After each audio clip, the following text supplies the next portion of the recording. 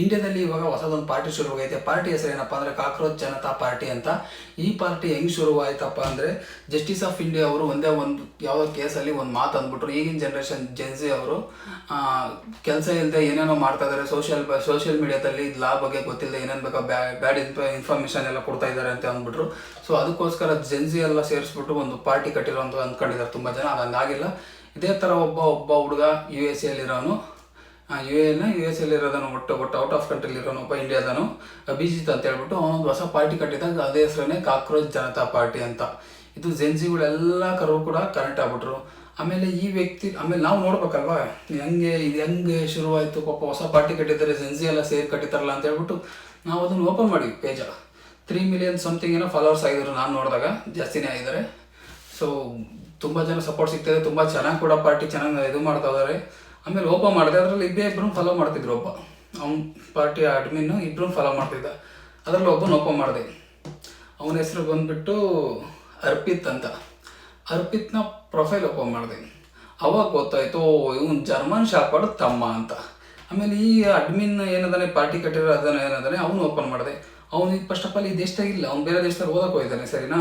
ಆಮೇಲೆ ಅವನು ಪಕ್ಕ ಯಾರ ಅಭಿಮಾನಿಯಪ್ಪ ಅಂದರೆ ನಮ್ಮ ಆಮ್ ಆದ್ಮಿ ಪಾರ್ಟಿ ಅಭಿಮಾನಿ ಕೇಜ್ರಿವಾಲ್ ಅವರ ಅಪ್ಪಟ ಅಭಿಮಾನಿ. ಅವನು ಕೇಜ್ರಿವಾಲ್ ಅವ್ರನ್ನ ರೀಸೆಂಟಾಗಿ ಕೂಡ ತುಂಬ ಚೆನ್ನಾಗಿ ಹೊಗಳಿದ್ದಾನೆ. ಆಮೇಲೆ ಮಮತಾ ಬ್ಯಾನರ್ಜಿ ಅವರು ಸಹಿ ಚೆನ್ನಾಗಿ ಕರೆಕ್ಟಾಗಿದ್ದಾರೆ. ಅವರು ಆ ರಾಜಕೀಯ ಕರೆಕ್ಟಾಗಿ ಮಾಡ್ತಿದ್ದಾರೆ, ಜನಗಳು ಸೇವೆ ಮಾಡ್ತಿದ್ದಾರೆ ಅಂತಲೂ ಕೂಡ ಒಂದು ಪೋಸ್ಟ್ ಮಾಡಿದ್ದಾನೆ, ಅವ್ರನ್ನ ಹೊಗಳಿದ್ದಾನೆ.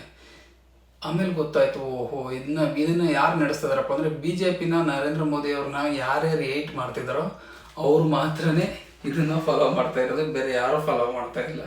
ಇದು ಜೆನ್ಸಿದು ಅಂತ ಅಲ್ಲ, BJP ಏಟರ್ಸ್ ಒಂದು ಸಪ್ರೇಟ್ ಇನ್ನೊಂದು ಪಕ್ಷ ಆಯಿತು ಅಂತ ಅನ್ಕೋಬೇಕಷ್ಟೇ.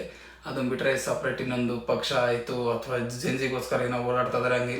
ಇವ್ರ ಮೇನ್ ಕಾನ್ಸೆಪ್ಟು ಈ 50% ಹೆಣ್ಮಕ್ಳಿಗೆ ಮೀಸಲಾತಿ ಕೊಡಬೇಕು.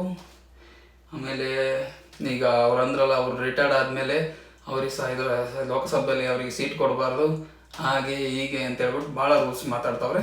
ಇವೆಲ್ಲ ಆಗ್ದಿರೋ ಕೆಲಸಗಳು ಯಾಕೆ ಸುಮ್ಮನೆ ಇದು ಮಾಡ್ತಾರೆ ಅಂತ ಗೊತ್ತಾಗೋಲ್ಲ ನನಗಂತೂ.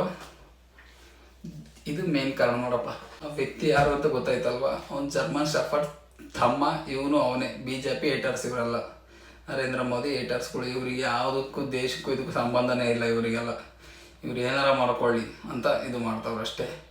ತುಂಬ ಜನ ಲೆಫ್ಟ್ ವಿಂಗ್ಗಳು, ಭಾಳ ಜನ MLAಗಳು ಎಲ್ಲ ತುಂಬ ಜನ ಸಪೋರ್ಟ್ ಮಾಡ್ತಾಯಿದ್ದಾರೆ, ತುಂಬ ಜನ ಫಾಲೋ ಮಾಡ್ತಿದ್ದಾರೆ. ಅವ್ರಿಗೂ ಒಳ್ಳೆಯದಾಗಲಿ, ಏನೋ ಮಾಡಲಿ.